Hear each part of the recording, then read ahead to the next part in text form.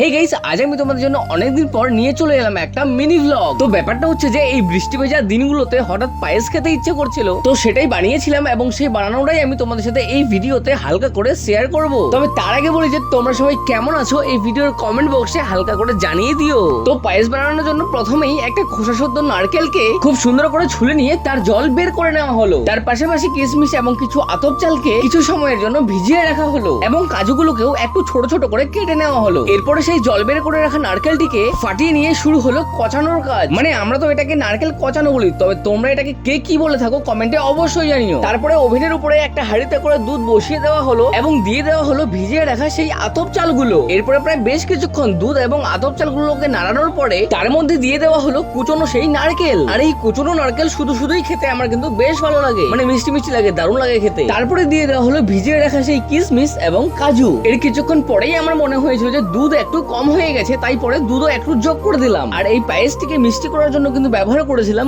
গুড়। হ্যাঁ, সবসময় পায়েসে কিন্তু চিনি ব্যবহার করা হয়, তবে আমরা ইচ্ছে করেই গুড় ব্যবহার করেছিলাম। এতে কিন্তু পায়েসের ফ্লেভার এবং কালার দুটোই চেঞ্জ হয়ে যায়। আর পায়েসটা যে টেস্ট হয়েছিল না, তোমাদেরকে আর কি বলবো, জাস্ট অসম।